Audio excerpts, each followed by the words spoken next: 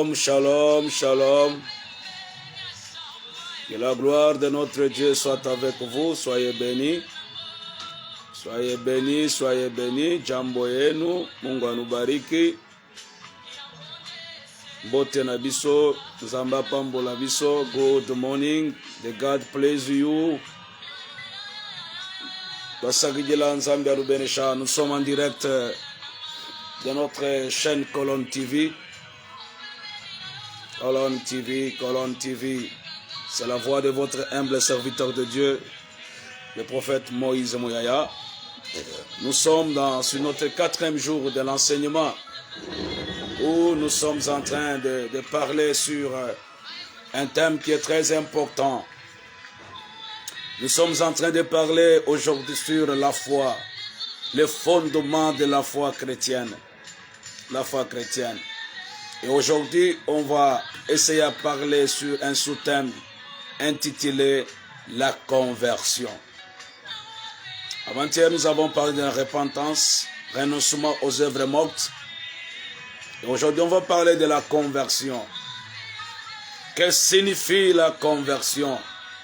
Connectez-vous, abonnez-vous déjà, connectez, partagez. Ayons cette culture, cette habitude de partager ces messages. Nous avons une responsabilité de faire circuler, de faire partager ces messages sur le fondement de la vie chrétienne. Bien-aimés dans le Seigneur, après avoir fait un constat, et je conclus en disant, il y a beaucoup de gens qui sont dans l'église.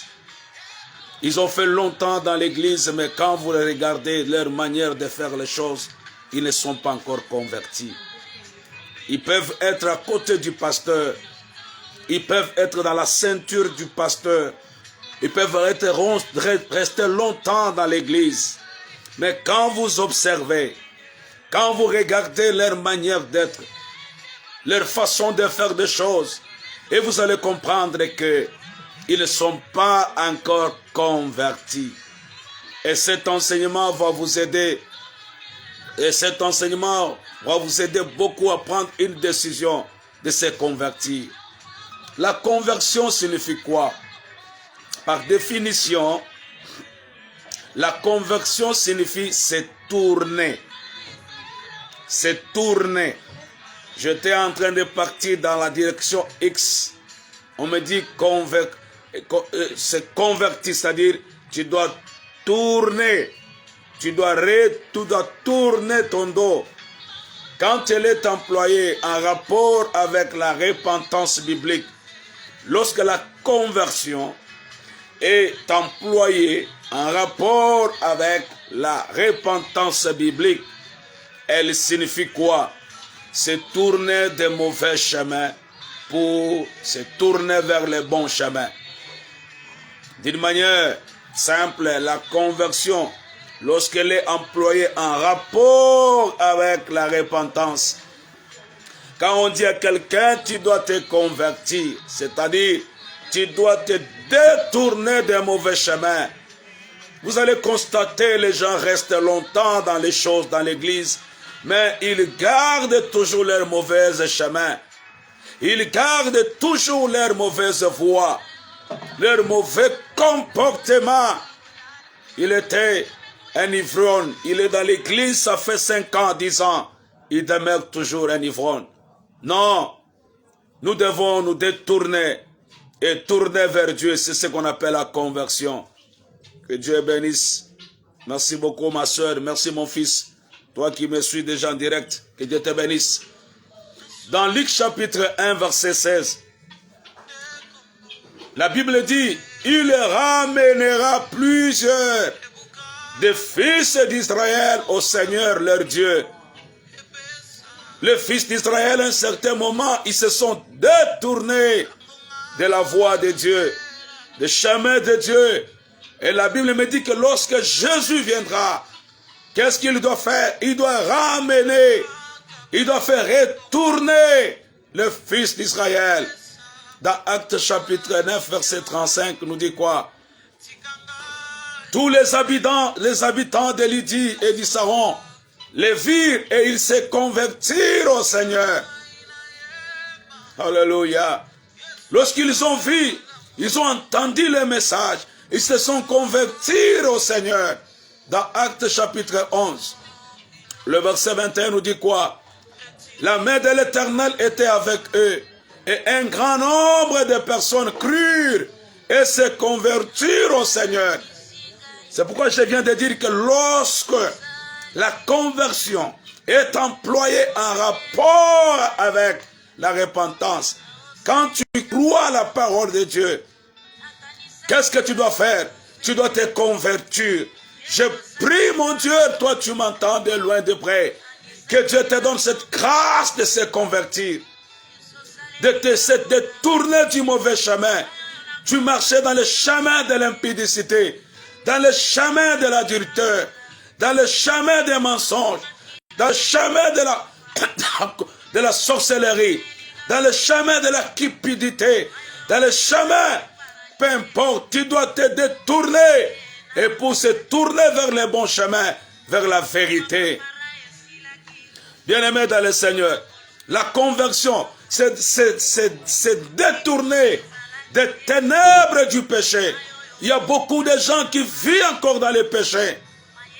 Lorsque tu te détournes des ténèbres du péché, pour se tourner vers la lumière de la justice, la droiture de Dieu, c'est ce qui signifie la conversion. Dans Actes chapitre 26, le verset 18, la Bible dit, pour qu'il passe des ténèbres à la lumière, tu dois quitter la vie du ténèbre vers la lumière. Il faut que tu passes du ténèbre à la lumière. Comment toi tu peux dire que tu es chrétien, authentique, 10 ans, 20 ans, tu continues encore à vivre dans les ténèbres. Aussi longtemps tu entends ces messages à l'Asie, à l'Amérique, à l'Afrique, partout dans les provinces, tu dois prendre la décision de quitter, de passer des ténèbres à la lumière. En d'autres termes, c'est de se détourner du pouvoir de Satan pour se tourner vers Dieu. C'est ça la conversion. Comment toi tu es encore toujours dans ce pouvoir de Satan?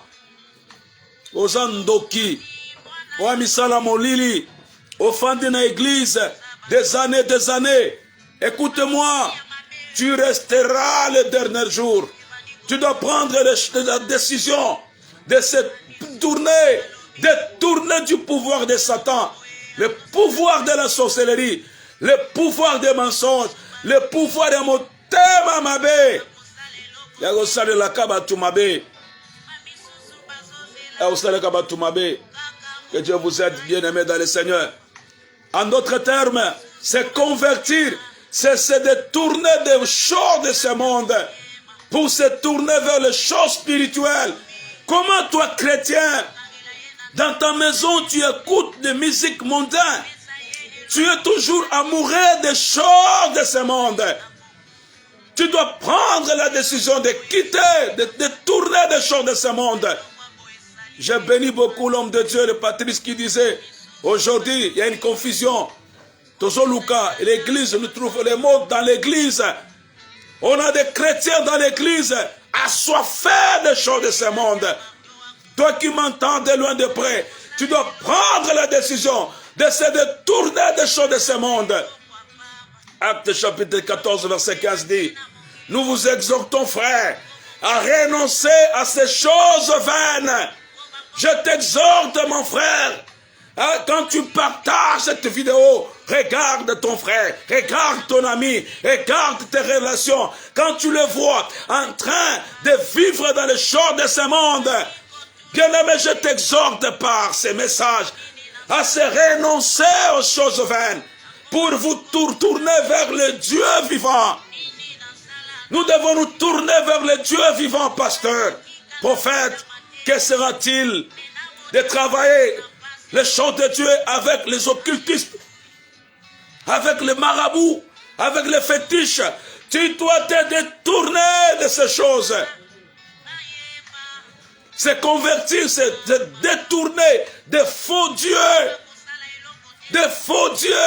pour se tourner vers le Dieu vrai vivant. Nous avons un Dieu vivant, nous avons un Dieu vrai prophète, pasteur, tu dois te détourner de ces faux dieux qui te trompent. Et là, j'insiste beaucoup avec le ministère prophétique. Pourquoi tu paies? Que sera-tu le monde? Que sera-t-il à toi, homme de Dieu? Tu gagnes la popularité. Les gens te connaissent que tu es un vrai prophète, mais tu as un faux Dieu derrière toi. Tu as un faux Dieu qui est en train de te donner des inspirations. Tu dois prendre la décision, mon frère. Tu peux gagner tout Kinshasa. Tu peux gagner, on dit, oh daddy, daddy. Mais quand tu es encore tourné vers ce faux Dieu, tu dois savoir une chose, que l'enfer t'attend. Dans 1 Thessaloniciens chapitre 1, verset 9, il dit, vous vous êtes convertis à Dieu en abandonnant les idoles. Tu dois abandonner la vie des idoles pour servir le Dieu vivant et vrai et véritable. Comment toi tu peux continuer à aller à l'église tout en gardant l'idole dans la maison? L'idole de ton père, l'idole de la famille. Bien-aimé, prends la décision. Tu dois te détourner. Tu dois abandonner cette vie pour se tourner vers le Seigneur.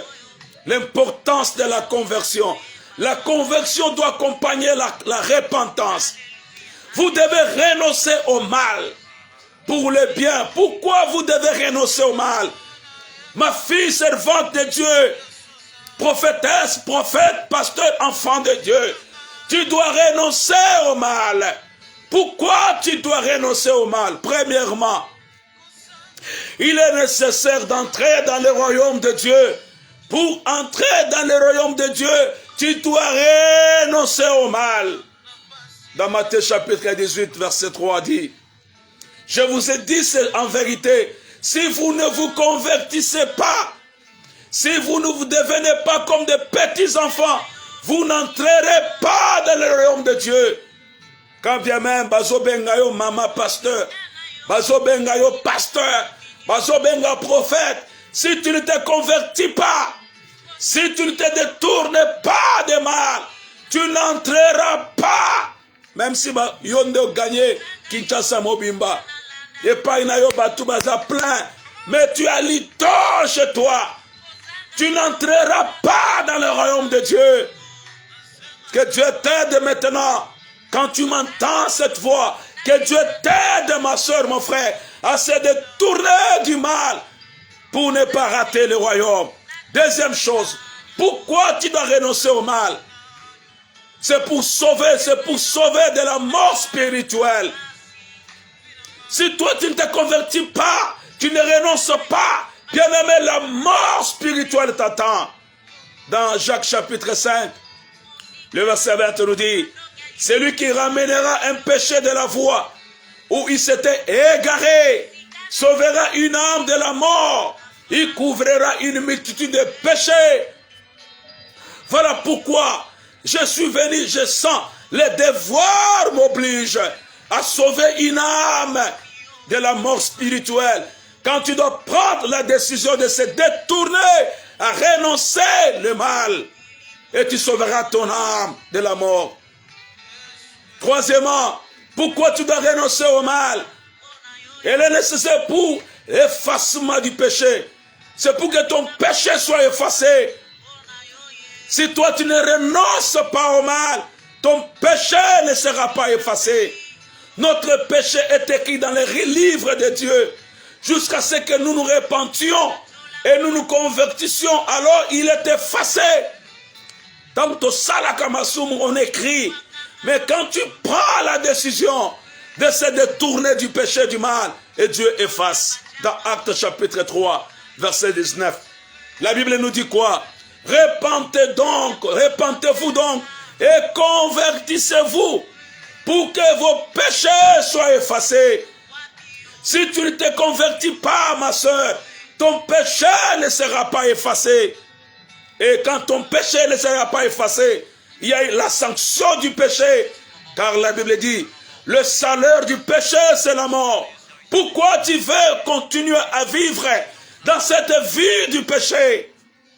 Je sais une chose, un message qui est rare. Ce qui est rare même dans l'internet, comme nous sommes en train de parler. C'est un message qui est rare. Beaucoup n'ont pas cette responsabilité. Il veut seulement vous parler de la bénédiction. Oui, tu seras béni, mais tu n'entreras pas dans le royaume des cieux. Je vais vous donner l'exemple de l'enfant prodige. La repentance et la conversion sont les mieux illustrés par une histoire rencontrée par Jésus lui-même au sujet de l'enfant prodige. Si vous lisez cette histoire dans Luc chapitre 15, le verset 11 jusqu'au verset 24, ce jeune homme a quitté son père. Ce jeune homme a quitté sa maison, la maison de son père. Il est allé dans un pays lointain, dans le péché. Dans le péché a dilapidé tout ce qu'il possédait. Le péché a détruit tout ce qu'il avait. Éventuellement, peuple de Dieu, ce jeune homme a réalisé sa condition. Il était affamé, seul, à l'orgue, bien-aimé dans le Seigneur. Il s'occupait de porcs comme travail. Alors il a pris une importante décision. Ça peut être ton cas, toi tu m'entends. Le péché a dilapidé tout ce que tu avais. Le péché a dilapidé le bonheur que tu avais. La Bible dit que cet homme, ce jeune homme a pris la décision en disant, je me lèverai, j'irai vers mon Père. C'est cette décision intérieure qui a abouti à un changement de ses actions extérieures. Il est revenu à la maison de son Père et le Père le pardonna. J'aimerais que tu reviennes, toi que le péché a détruit. J'aimerais que tu reviennes auprès de Dieu et Dieu te pardonnera. Que Dieu te bénisse, ma soeur, mon frère. Que Dieu te bénisse. Pourquoi cela? La repentance va mener quoi? Le changement de mentalité. Le jeune homme a réalisé que sa condition pécheresse. Il a pris la décision. Aussi longtemps tu entends cette voix. Merci beaucoup, papa. Papa Emmanuel, de nous avoir suivis en direct de Canada. Que Dieu te bénisse, l'homme de Dieu, pour votre simplicité. Écoutez-moi, le temps est arrivé. Nous ne voudrons pas que nos églises soient remplies de gens qui ne sont pas convertis. Écoutez-moi, si vous remplissez une église de gens qui ne sont pas convertis, bien aimé, c'est une église qui ira à l'enfer. Quand on parle de la repentance, c'est le changement de la mentalité. Ce garçon a compris, il a pris la décision, prend la décision, il dit, j'irai, je vais partir là où il y a mon Père, je vais me repentir de mon péché. Ceci a amené ce qu'on appelle l'exemple de la repentance, une décision intérieure qui a abouti à une action extérieure. Bien-aimés dans le Seigneur, que Dieu vous aide. Je suis en train de donner la différence entre la repentance et la conversion. La repentance, c'est le changement de mentalité. Et lorsqu'on parle de la conversion, c'est agir suivant la décision là. Cette décision que tu as prise, cette décision que tu dois prendre maintenant, aujourd'hui. La Bible dit que le jeune homme s'est levé et a laissé l'ancienne vie. C'est ça la conversion. Le feu de laisser l'ancienne vie. Elle est allée vers son Père pour commencer une nouvelle. C'est ça la conversion. Mais comment toi pourrais-il me convaincre que tu es chrétien, tu te repentis, tu t'es converti, mais tu continues encore à mener une ancienne vie.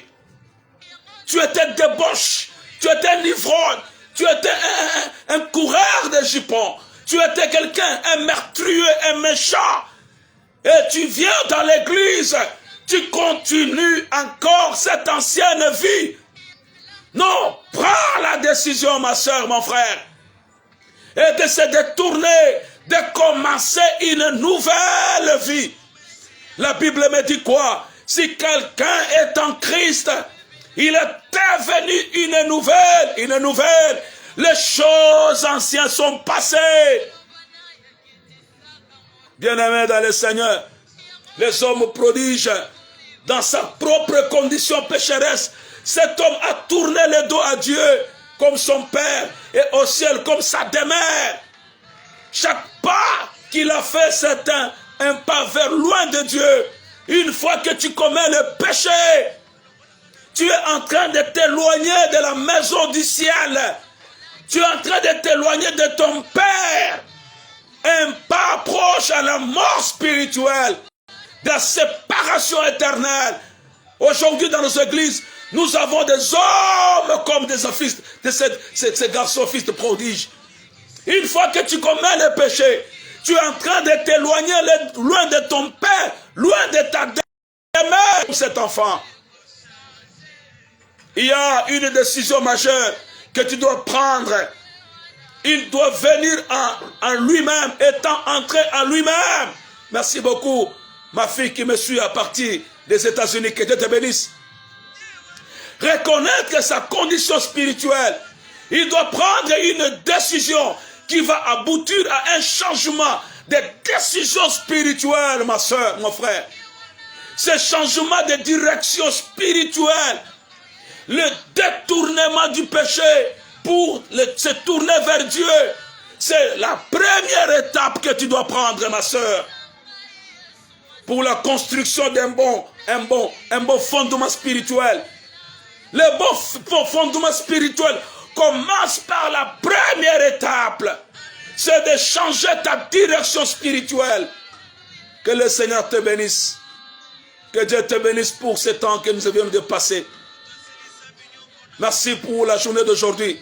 Prends la décision, ma soeur. Prends la décision, mon frère. Si tu n'as pas encore fait la première pas de se détourner du péché, de se convertir, tu n'as pas bien bâti votre maison spirituelle. Tu n'as pas bien bâti votre vie. Quand mon pépé koya, okokoya facilement. Je vais essayer un peu à vous parler sur la justification et le salut. Il y a deux autres termes utilisés dans la Bible qui sont en rapport avec la repentance. Ces deux termes sont la justification et le salut. Dieu est le juste. Il est juge de tous les genres humains. Quand vous vivez dans les œuvres mortes, quand vous vivez dans le péché, vous êtes condamné devant lui. Dieu, c'est un Dieu juste. Il est le juge. Quand tu vis dans la vie du péché, Dieu ne peut pas te pardonner. Dieu va te condamner.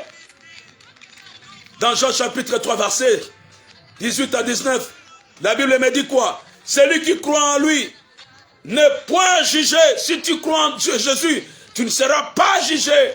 Mais celui qui ne croit pas, il est déjà jugé. Si toi tu ne crois pas au Seigneur Jésus, quand bien même tu peux avoir beaucoup de fortune, tu peux avoir beaucoup de biens, la Bible me dit tu es déjà jugé, tu es déjà condamné. Parce que tu n'as pas cru au nom du Fils de Dieu.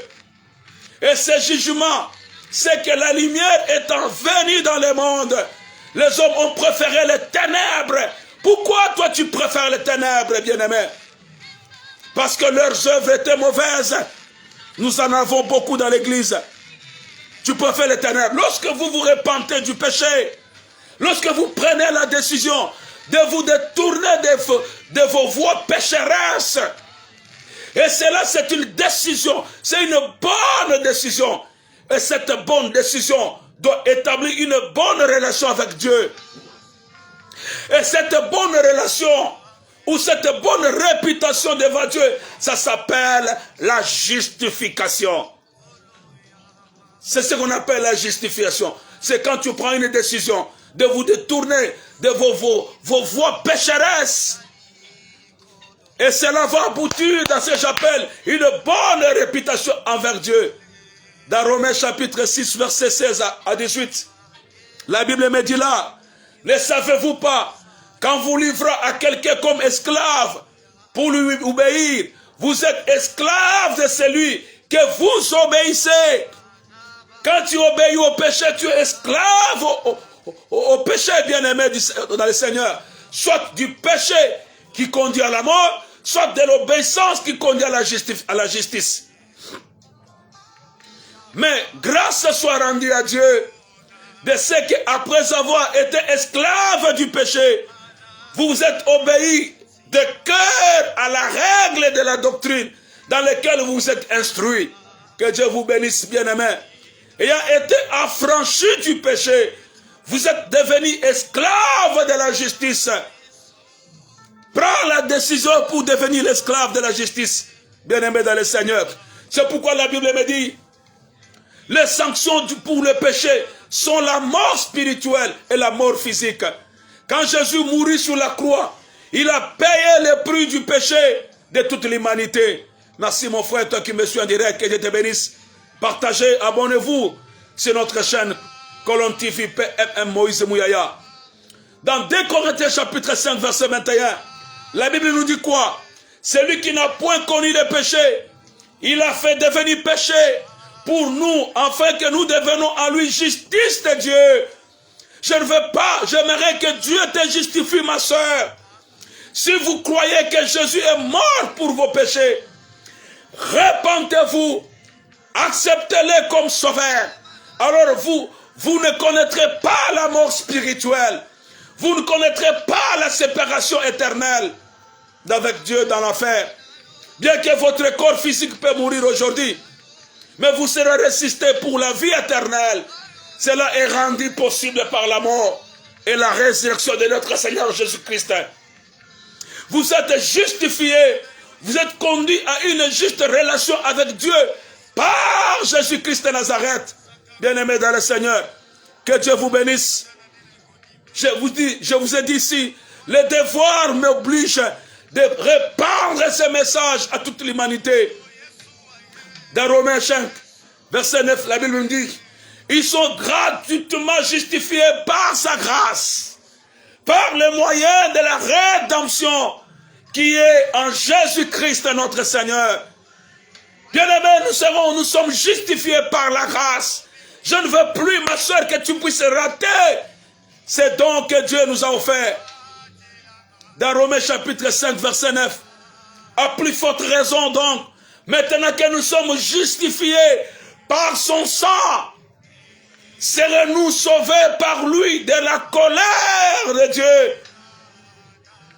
Bien-aimés dans le Seigneur, je ne veux plus.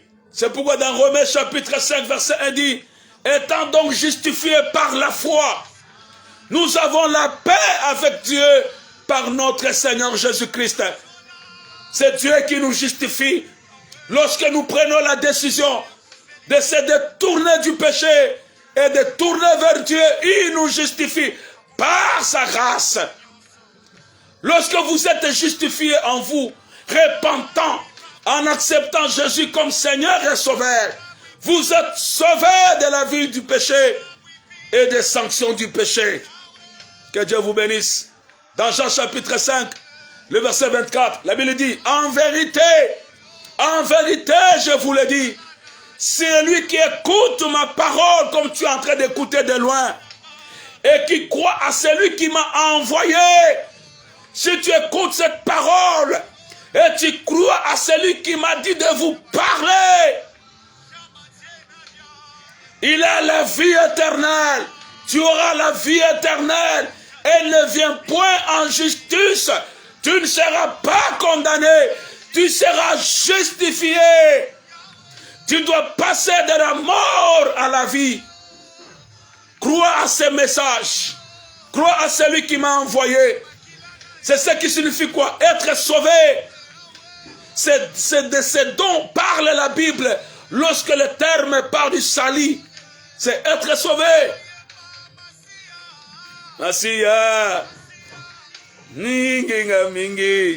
Dieu t'aime beaucoup, mon frère, ma soeur. Lorsque la Bible parle d'être sauvé, c'est le désir de Dieu pour tous les hommes. Obtiennent le salut plutôt que de connaître la colère du jugement des péchés par Dieu. Écoute-moi, c'est le désir de Dieu pour que tu sois sauvé. Dans 1 Thessaloniciens chapitre 5, verset 9, la Bible dit quoi? Car Dieu ne nous a pas destinés à la colère. Dieu ne t'a pas destiné à la colère. Voilà, il te donne cette occasion, ma soeur, mon frère, mais à l'acquisition du salut par notre Seigneur Jésus, qui est mort pour nous. Dieu ne nous a pas destinés à la mort. C'est pourquoi la Bible me dit, dans Jean 3, 16 à 17, car Dieu a tant aimé le monde, il a donné son Fils unique, afin que quiconque croit à lui ne périsse point, mais qu'il ait la vie éternelle, bien-aimé. Voilà, prends la décision. Jésus est prêt pour te sauver. Il est là, ouvre ton cœur, prends la décision. Jésus est capable. Il est important à se rappeler que chaque principe fondamental de la foi chrétienne est lié à tous les autres. Je peux donner par exemple le renoncement aux œuvres mortes qu'on appelle la repentance ne peut pas être dissocié à la foi en Dieu, qui est le sujet que je vais te parler de la semaine prochaine. Et pour terminer, que le Seigneur vous bénisse, ma soeur, mon frère. Toi qui me suis de loin, toi qui vas prendre la décision de partager à tes collaborateurs ces messages, cette vidéo. Que Dieu te bénisse. Que Dieu te donne cette opportunité à te convertir, ma soeur. Ce n'est pas bien qu'on te voit comme prophète, qu'on te voit comme pasteur populaire. Mais quand tu gardes encore l'idole dans ta maison, quand tu gardes encore les choses de ce monde en toi, quand tu gardes encore les fétiches en toi, c'est bien, pasteur, c'est bien, prophète, c'est bien. Tu peux gagner Kinshasa, tu peux gagner le monde, mais tu n'entreras pas. Tu seras privé de la vie éternelle. Je sais, j'assume. C'est un message qui est tellement difficile et rare à prêcher. Mieux vaut que je sois moins populaire, mais que je garde ma foi en Dieu, que plutôt d'être populaire avec des inspirations occultistes. Tu connais bien, tu peux faire semblant à tout le monde, mais ta conscience te dit quelque chose. Voilà Dieu, ce jour-là, Dieu te dira, il y a un homme de Dieu, il y a mon serviteur, il te parlait, tu entendais, mais tu as fait sourde oreille. Que Dieu t'aide, ma soeur, que Dieu t'aide, mon frère. Ce n'est pas privilège d'être à côté du pasteur, mais si tu ne t'es pas converti, tu ne t'es pas détourné, renoncé au mal, tourne vers Dieu, et Dieu te justifiera, et Dieu te sauvera. Par la décision de retourner vers le Seigneur, quitte, retourne vers la maison de ton Père qui est le ciel t'attend. Que Dieu vous bénisse. Que Dieu vous bénisse. Et je vais prier, je sens l'Esprit de Dieu me dire, il y a quelqu'un qui veut prendre une décision, comme cet enfant prodige. Il a pris, il a dit non, le péché a dilapidé. Regarde ce que tu commences à vivre aujourd'hui. Tu commences à manger les histoires de porc. Tu commences à perdre même ce que tu ne perdais pas. Regarde bien. Prends la décision comme cet enfant dit. Je me lèverai. Prends la décision. Lève-toi. Quitte la vie du péché. Retourne. Mon Dieu va t'accueillir. Comme le papa qui avait accueilli cet enfant. Dieu va te pardonner. Prends la décision. Quitte la vie du péché. Retourne vers le Seigneur. Et Dieu te bénira. Dieu te pardonnera. Merci mon frère, ma soeur. Mettez ta main droite sur la poitrine. Et je vais prier avec toi. Et le Seigneur est avec nous.